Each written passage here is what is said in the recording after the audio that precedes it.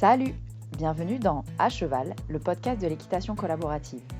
Je suis Morgane, je suis coach en équitation et j'accompagne mes élèves, peu importe leur discipline ou leur niveau équestre, vers plus de collaboration dans leurs échanges avec leur cheval. Si tu es cavalière et que tu es à la recherche de connaissances, de tips, de réflexions ou d'exos pour que ton équitation devienne plus collaborative, alors t'es au bon endroit. Dans ce podcast, je te partage seule ou avec mes invités tout pour t'inspirer et que tu puisses développer l'équitation dont tu rêves avec ton cheval. T'es prête? Allez hop, à cheval! Bonjour Lucie. Salut Morgane. On se retrouve pour ce troisième épisode de la série sur les idées reçues sur le travail du cheval. Aujourd'hui, on va parler d'un grand sujet puisqu'on va parler du fait que parfois on ne fait que du travail à pied pour être sûr de ne pas faire mal à notre cheval. Donc, on va donner notre avis là-dessus aujourd'hui avec Lucie. On est parti? C'est un grand sujet, Lucie. Et on... C'est une, Vas-y. c'est une grande croyance en tout cas. Ouais, c'est une grande croyance et c'est hyper intéressant parce que c'est aussi ce qu'on a envie de travailler toi et moi parce que on a une façon, enfin pour moi on a une façon de travailler les chevaux. En tout cas c'est hyper important pour nous, pour toi et pour moi que les chevaux ils soient pleinement acteurs de leur travail. Et et en fait parfois on fait le raccourci de euh, pour qu'ils soient acteurs, j'enlève toute, entre guillemets, contrainte. Donc, je ne veux plus monter dessus. Donc, je ne mets plus d'enraînement. Le minimum, parfois, je ne veux plus faire que du travail en liberté, par exemple. Et pour autant, pour moi, c'est pas encore une fois une question d'outils, mais plus une question de comment on fait les choses. Et c'est pas parce qu'on enlève tous les outils que forcément le cheval va faire le travail qui est bon pour lui. Tu vois? Oui, oui, tout à fait. On a enfin, ça arrive de voir des chevaux qui sont effectivement assez libres de toute contrainte humaine et qui sont en PLS Ouais, physiquement. ouais, carrément. Alors, il n'est pas question de dire ici qu'il faut utiliser des entraînements pour que son cheval soit plus en PLS, hein. Tout à fait. Tu fais bien de le préciser. On précise tout de suite. Cet épisode ne va pas être un petit précis de comment utiliser une paire de rênes fixes à la longe. Non. Ou de reine allemande. Non, non, on ne va pas parler de ça. Euh, mais on va d'ailleurs parler des enraînements dans un prochain épisode, il me semble. Oui. On en parlera donc dans le prochain épisode enfin dans un des prochains épisodes plus précisément de ces enraînements.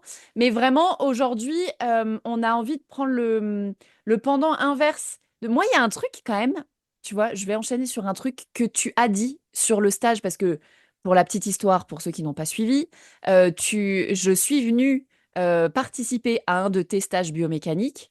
Et il y a quand même un truc, une phrase, alors moi je l'ai retenu comme ça, peut-être que tu l'as pas prononcé comme ça, mais euh, tu as dit quelque chose de l'ordre de la biomécanique, c'est l'inverse de, enfin non, la mécanique équestre, c'est l'inverse de la biomécanique. Et j'ai trouvé ça hyper intéressant parce que euh, ça amène le truc que bah, enfin, la biomécanique, c'est donc la mécanique naturelle du cheval, celle que lui, il va utiliser et renforcer au cours de sa vie. Et la mécanique équestre, euh, je vais aller au bout de mon truc. La biomécanique, en biomécanique, le cheval, il a pour objectif numéro un d'aller vite, droit, pour fuir, en gros, les prédateurs.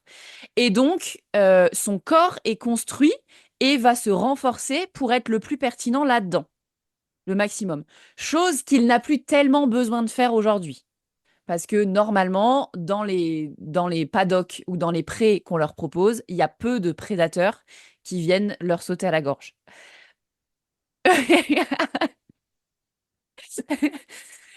Et du coup, il y a ce truc de aujourd'hui, les chevaux, ils ont besoin de développer d'autres choses. Et en tout cas, pour être au service de leur bien-être, comme on parlait sur l'épisode 2, euh, on a besoin justement qu'ils viennent plutôt se rééquilibrer pour utiliser leur ligne du dessous, globalement. Je vais caricaturer un peu là, mais on n'est pas très loin de la vérité. Pour qu'ils viennent porter leurs viscères notamment et donc pas effondrer leur dos. Donc on a besoin, au lieu de développer tous les muscles qui va les emmener vite vers l'avant et donc, encore une fois, je grossis le trait, mais presque effondrer leur cage thoracique parce que c'est ce qui va faire en sorte qu'ils partent très vite et très loin. Et ben nous, ce qu'on aimerait aujourd'hui, c'est qu'ils vivent vieux, dans le confort et en bonne santé. Donc on a besoin qu'ils remontent leur cage thoracique, qu'ils soutiennent leur cage thoracique et qu'ils portent à minima leurs propres viscères. En plus, notre poids, c'est encore mieux. Est-ce que, en gros, Lucie, ça a du sens ce que je raconte là? Oui. Ah oui, oui, je peux pas être moins d'accord, enfin plus d'accord que ça.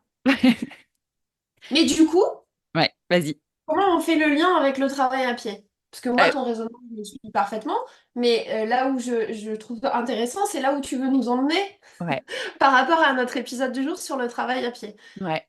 Ce qui est hyper intéressant, c'est que souvent, quand on fait du travail à pied, que du travail à pied, qu'on veut zéro contrainte, zéro enraînement, je reprends le rôle de mes enraînements, je dis pas que les enraînements c'est bien, mais en gros, le minimum d'outils possible, et ben en fait, on se dit qu'on a envie de renforcer le fonctionnement naturel de notre cheval, tu vois, qu'on n'a pas envie d'enlever ce naturel à notre cheval. Et moi, le lien que je fais, c'est que si tu mobilises ton cheval et que tu ne lui apportes pas, tu vois, une façon un peu différente de fonctionner que son naturel, bah du coup, tu vas aller dans le renforcement de son naturel, donc dans le renforcement, encore une fois, je grossis un peu le trait, mais pas tant, dans le renforcement de l'effondrement de sa cage thoracique, potentiellement le renforcement de ses compensations, et du coup, ton travail, il ne va pas être optimal, en tout cas, il ne va pas l'améliorer. Et potentiellement, il va en plus le détériorer parce que comme on en a parlé aussi longuement pendant ce stage, nous, les chevaux, on les travaille en cercle et plus en ligne droite, et ben du coup, on peut potentiellement les... Les Ouais, fracasser, c'est ça le ouais, terme que je ouais, cherche. Mais je pense que c'est le bon, hein, c'est pas la peine d'aller chercher beaucoup plus loin, on les fracasse. ouais, c'est En ça. pensant que sous prétexte qu'on n'a pas de longe et qu'on n'a aucun outil coercitif, on est en train de leur faire du bien. Mais ça, c'est un truc, pour résumer un tout petit peu ce que tu viens de dire, c'est la différence entre une trajectoire choisie par nos chevaux en fonction de qui ils sont, en fonction de qui ils sont d'un point de vue de la race et d'un point de vue de l'individu. Ouais, Un cheval, quand il est au paddock, il choisit sa trajectoire. Quand il galope tout seul comme un imbécile, il ouais, choisit sa trajectoire. Quand il est au bout d'une longe, a fortiori sur un cercle, il subit sa trajectoire. ouais, Et subissant sa trajectoire, s'il n'est pas, et je pense que c'est la première notion dont il faut qu'on parle, c'est cette histoire d'équilibre. Et non ouais, pas d'équilibre tel qu'on l'entend le plus souvent, c'est-à-dire avant-arrière, mais bien équilibre droite-gauche. Et tant qu'on n'a pas pris conscience de l'importance de cet équilibre droite-gauche, alors, pour moi, hein, on est potentiellement en train de fracasser son cheval. ouais, Parce qu'on lui fait subir des trajectoires sur un corps qui n'est pas prêt, ni apte, ni naturellement fait pour les subir. Aucun cheval dans la nature n'est fait pour tourner sur un cercle avec le bout du nez à l'intérieur. ouais, tout à fait. Donc si on ne l'y prépare pas, sur d'autres trajectoires que le cercle par exemple, et qu'on commence à travailler en liberté sur un petit cercle autour de nous, parce que bah, garder la connexion avec son cheval sur un cercle de 20 mètres quand on n'a pas de longe au début, c'est pas forcément ce qu'il y a de plus simple, donc on va les faire tourner près de nous. Et puis, pourquoi pas? Mais en fait, ton cheval n'est pas prêt à le faire, n'est pas apte physiquement à faire ça. Ouais, Il va avoir besoin, encore une fois, d'une préparation physique qui va le rendre apte à répondre à tes désirs, parce que c'est des désirs, hein. De travailler son cheval en liberté et sans contrainte, c'est un désir humain. ouais, Il va être apte à répondre à ton désir sans se faire mal, ouais, s'il est préparé physiquement pour pouvoir répondre à ton désir correctement. tout à fait. Et si on fait passer la volonté de l'homme avant des bases de gymnastique, on est dans le caprice. Non, mais C'est vrai. vraiment, je vais Non, mais utiliser c'est des mots vrai. forts, hein, mais on est dans C'est un gros vrai. caprice. Ouais, c'est vrai. Et le cheval, il n'est pas mieux parce qu'il travaille sans rien, en tout cas sans outils coercitifs. Il sera mieux parce travaille, il fait du sport en étant bien dans son corps. Ouais. Que le sport soit demandé à pied ou à cheval. En Parce que, liberté, à la longe ou ouais, n'importe comment. ouais, Parce qu'à partir du moment où on sort son cheval de son paddock, on influe sa mécanique. sa biomécanique. Donc on est dans la mécanique équestre, même quand on fait de la liberté dans un manège ou dans une carrière ou dans un pré. Ouais. Et là, on parle pas de faire des préparations physiques sur des mois et des mois et des mois, hein. Ça peut être encore une fois juste d'avoir éduqué son regard pour savoir qu'à telle main, son cheval va plutôt se comporter de telle manière avec cette tendance à tomber de tel ou tel côté. Et donc, dans son travail à pied, d'y faire attention. Tout simplement. Pour moi, la première façon de prendre soin de son cheval, c'est de le connaître d'un point de vue de son fonctionnement et de sa biomécanique spécifique et individuelle. Ouais, tout à fait. Et ça, c'est la Au même condition titre, première. Vas-y. oui. Au même titre que de prendre soin de son cheval, c'est de le connaître du point de vue de son, comment dire, de son comportement, de sa personnalité, de son individualité d'un point de vue psychique. Euh, Ouais. Ça nous viendrait pas à l'idée, par exemple, d'aller mettre un cheval au milieu d'un troupeau de moutons si on sait que notre cheval est terrorisé par les moutons. On le connaît, on sait que c'est une phobie, on sait que c'est un truc qui fait complètement flipper, ou une bâche, il a peur des bâches. On va pas lui jeter une bâche à la figure du jour au lendemain, ça viendrait à l'idée de personne. On Ouais, c'est va vrai. préparer les choses, on va les faire progressivement. Pourquoi est-ce que on se dit du jour au lendemain, on va le faire tourner sur une volte de 8,50 m autour de nous, parce que nous on a décidé qu'on voulait travailler, alors là je prends cet exemple-là, mais il y en a plein d'autres, hein, Ouais. ou d'aller sauter 1,10 m en liberté parce qu'on trouve ça rigolo. Ouais. À quelle heure? Ouais. Ou d'aller, je vais pousser encore plus loin, parce que c'est un des trucs aussi qu'on voit beaucoup en travail à pied et qu'on dit travailler la relation, mais d'aller désengager les postérieurs sur un 360. Tu vois? Ou, ou effectivement, enfin, c'est un truc qui est vraiment pas anodin. On voit jamais les chevaux faire ça dans la nature. Et c'est hyper important d'aller les préparer aussi physiquement. Et on fait souvent le raccourci de je travaille la liberté, donc je travaille la relation. Mais en fait, pas que. Peut-être oui. Et pour moi, tu vois, le travail à pied en liberté, il y en a beaucoup aussi qui se disent, bah, sur le travail à pied, je travaille la relation, et sur le travail à cheval, je travaille le physique. L'équitation. Ouais, Hmm. mais en fait, Et tu vois, ton histoire de désengagement des postérieurs, ça me fait penser à un autre exemple. Un truc qui m'a sauté aux yeux il y a pas longtemps.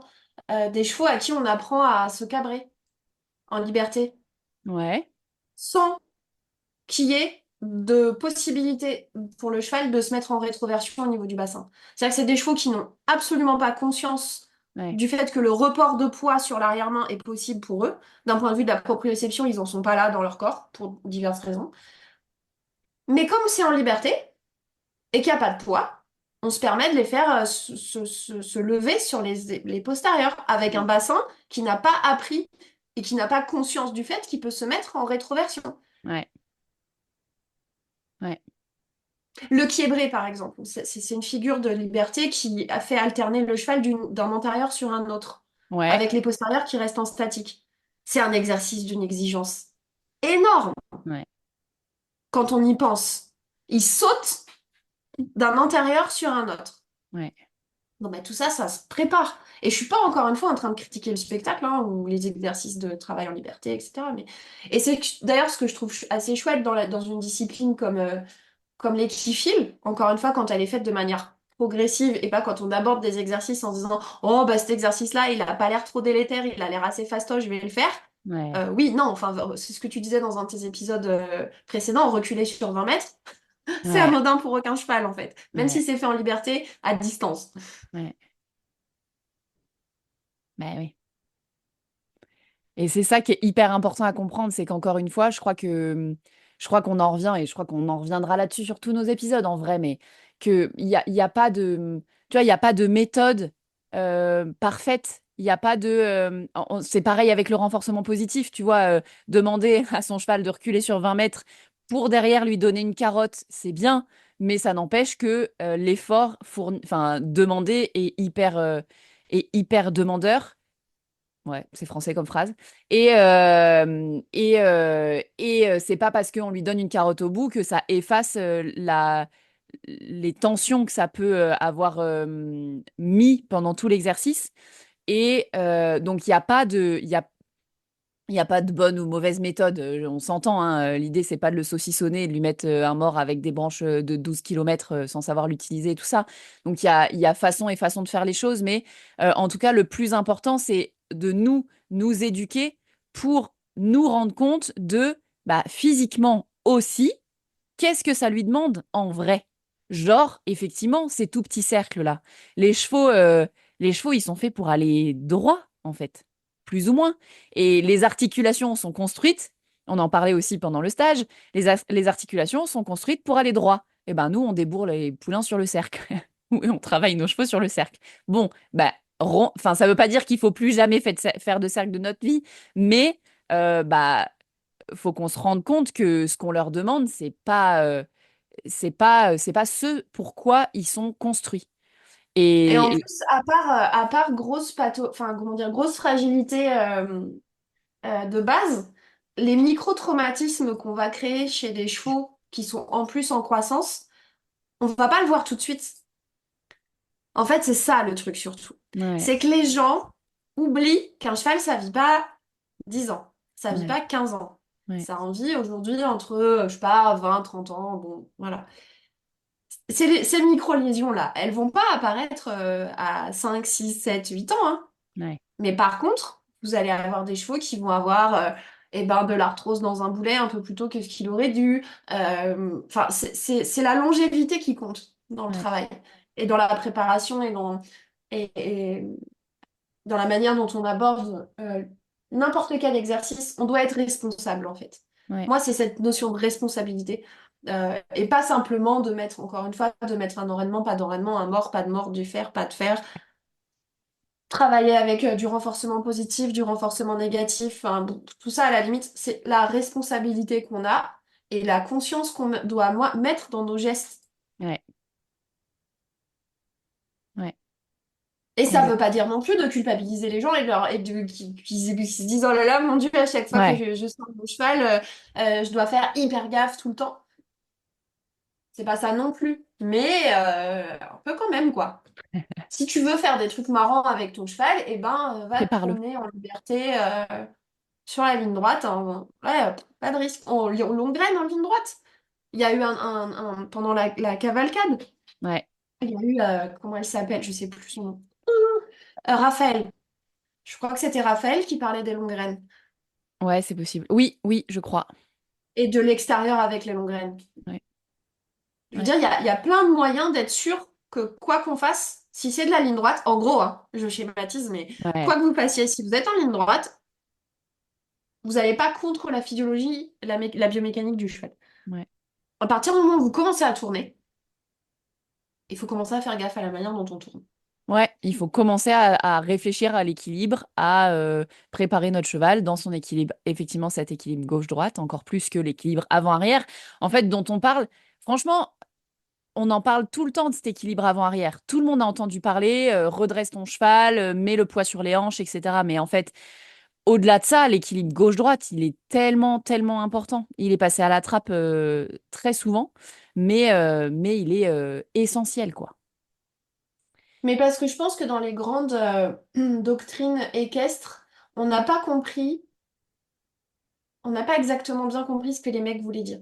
Tu vois, le Ouais, en avant calme et droit, nous, ouais, on a considéré que c'était droit avant arrière, alors que je pense, ouais, pour en avoir parlé longuement avec des gens qui sont bien plus qualifiés que moi pour en parler, euh, alors que je pense que droit, ça voulait pas que dire droit d'un point de vue longitudinal, pour utiliser le terme consacré, mais qu'on parlait bien plus de droit, c'est-à-dire parallèle au sol, c'est-à-dire équilibre droite-gauche. ouais, ouais.